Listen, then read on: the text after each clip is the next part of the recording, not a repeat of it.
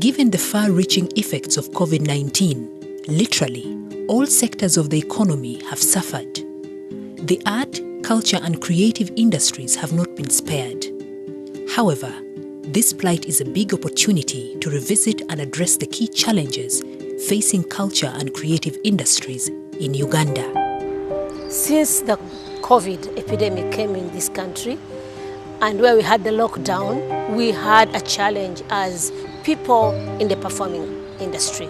We have the festival time, we have the Christmas, and we have the Easter being our major days. And we are very, very unfortunate this year that we didn't host it because of the coronavirus. So every artist was like set for that function, and people have been sitting since that time up to today. This is something which is new, and we don't know how it will end. From the lack of proper coordination and crucial infrastructure to capacity building that have been emphasized more on paper than in practice, this pandemic has served as an eye-opener. The Ministry of Gender, Labour and Social Development, Uganda National Cultural Centre and the National Cultural Forum have, in a concerted effort, proposed measures for the recovery of the creative industry by rallying primary target groups and key stakeholders. Culture and creative industries are socio-economic activities that deal with the ingenuity of the mind and talent to produce intellectual property that creates jobs, generates income and revenue for the country. An average person has breakfast, lunch and supper. Those are 3 meals a day. The same person will consume at least 10 songs a day on FM stations, will consume at least 5 music videos of a TV station, will consume at least 3 movies in the night or over the weekend. The same person. But where's the difference? That farmers have a system under their value chain where they can track their production, marketing, transportation, and returns from what they have produced to the selling point. The difference in our sector is that in the value chain, after production and promotion and everything, when it comes to distribution, we don't earn. That's where exactly we need government input. They include the performing arts, which are dance, drama, music, theatre, motion pictures, opera, and the matching arts such as the brass band and film. We also have the visual arts and handicrafts, which are basketry, mats, ceramics, beads, pottery, hand-woven textiles and products. There are also toys, jewelry, bags and ornaments. Others are folk art, festivals, cuisines, traditional medicine, broadcasting, digital animation, video games, language and literary arts, which are literature and book publishing. There are also architectural services, advertising services, media and multimedia. The art, culture and creative industries have been a source of jobs and entertainment for some over the years. In post-independence Uganda, the sector has evolved from the 1960s, where the dominant art forms were kadongo kamu, traditional music and dances, to the 2000s, where the industry has grown by leaps and bounds. There are now bigger festivals, shows, concerts, exhibitions and online streaming. The sector attracts professional events managers, talent managers, audio producers, videographers, and others. However, all those have been frustrated for years by the government treating them as a non-funded priority, financial year after financial year.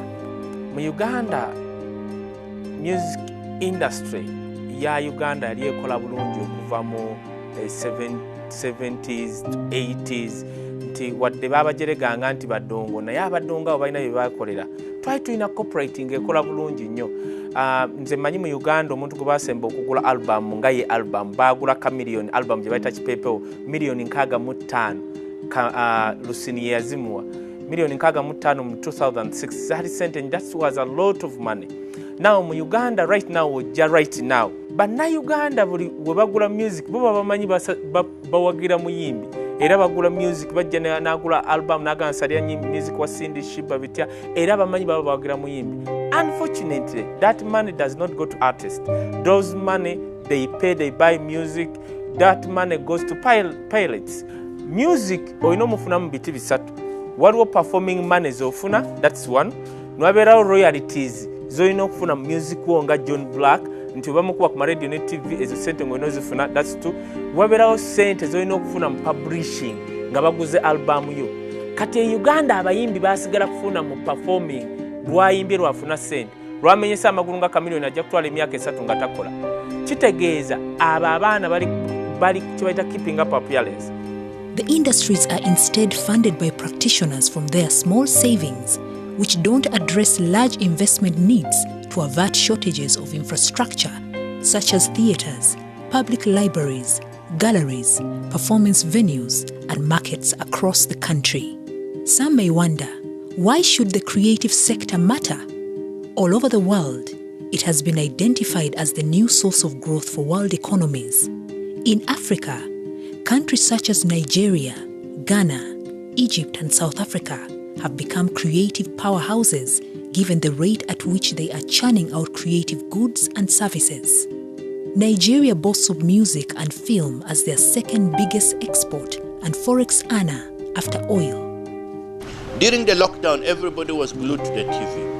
It was the artists that were entertaining people. There is no question about that. That's a strong value. And people were entertained. People were, people were worried.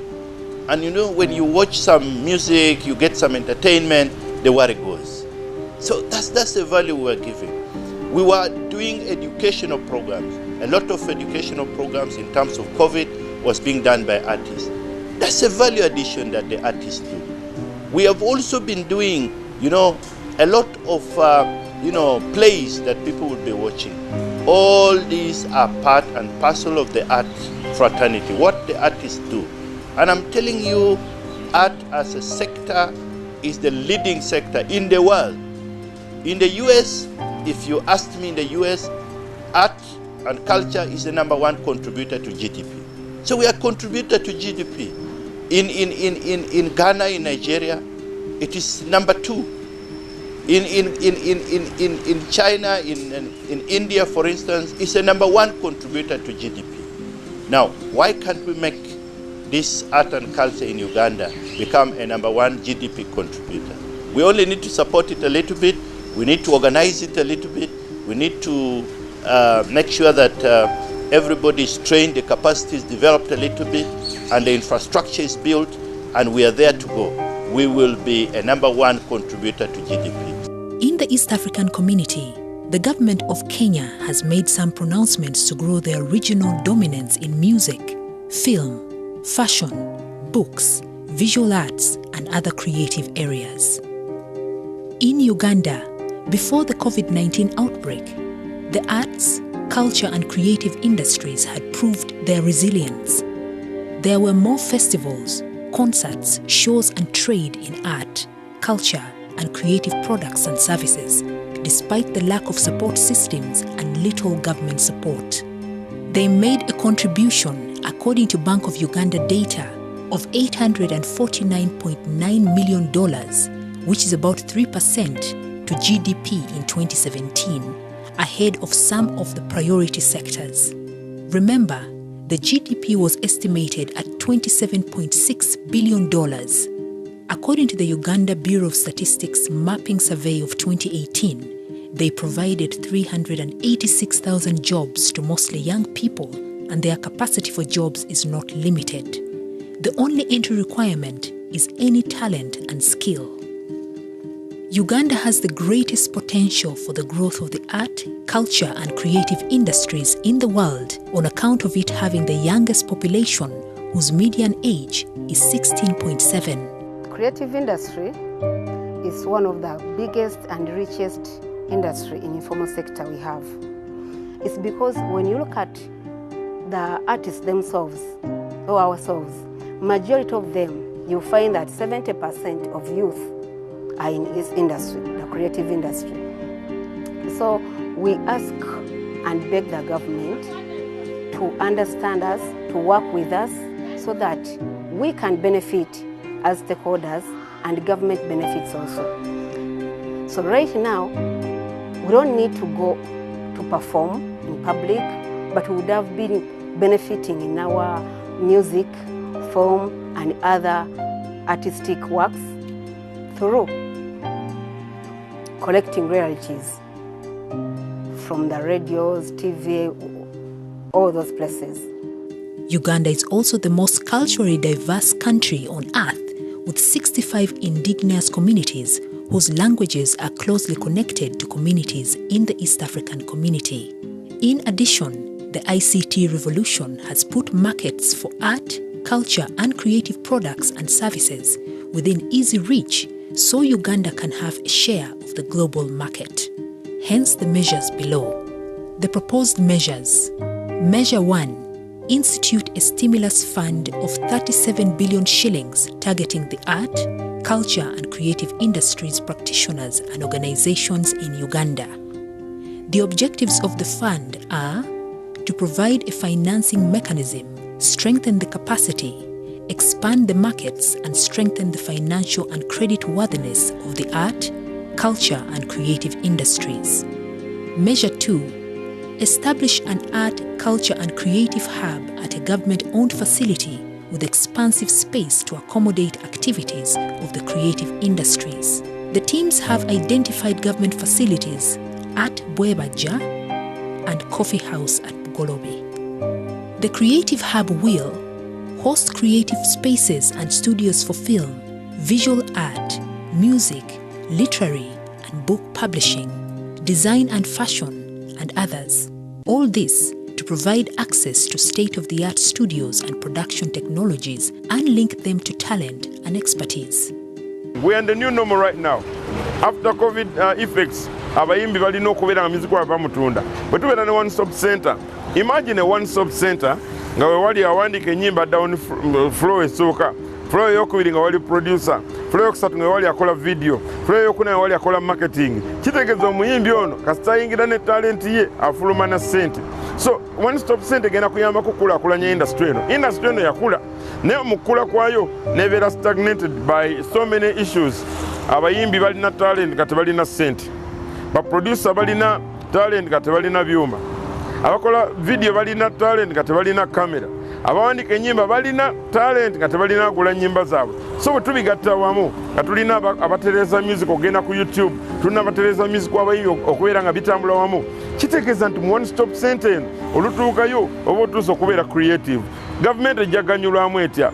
Gavumenti ejja kuteekawo n'akayumba kayo aka URA nga bamanyi nti ono omuyimbi lwagadi bwayimba ennyimba ne zitambula bulungi tumufunamu income bweti. Ne kati olwaleero abantu bali mu boutique wansi recording music lwagadi agenda okufulumya akayimba akapya baba akafuna dda. This measure will boost production quality and make local CCI products very competitive on international distribution platforms such as Pearl Magic, iTunes, Amazon, among others. Quality is a key determining factor of competing on the world market.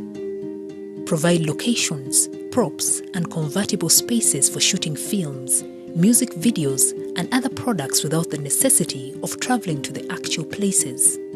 Host art, culture, and creative academies to provide specialized training for practitioners to help them improve on their craft. Host research, innovations, and development centers to work on new concepts for equipment, production, distribution, and marketing.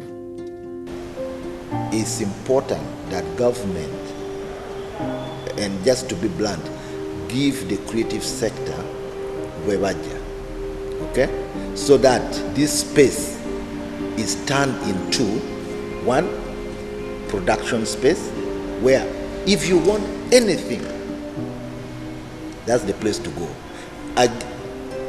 One example, if I am a fashion and design person, that place in Bwebaja should have me all the technical equipment that allows me to produce a piece of cloth that will be Ugandan but also of high quality. If I'm going to do film, that space should have cameras, should have production spaces, should have green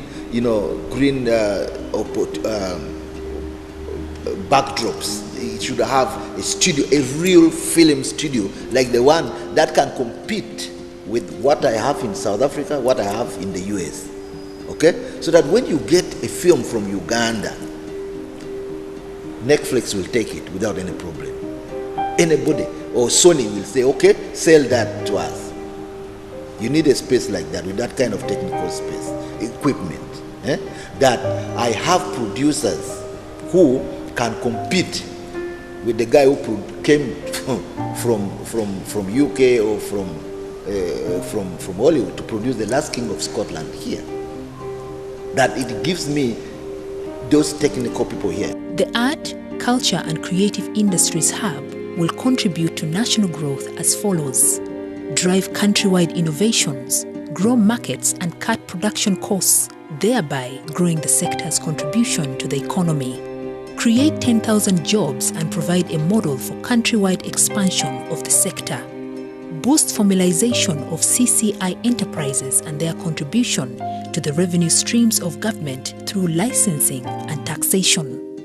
The government as part owner will earn a percentage of revenue earned from sale and marketing of products, as well as from broadcasts and streaming services.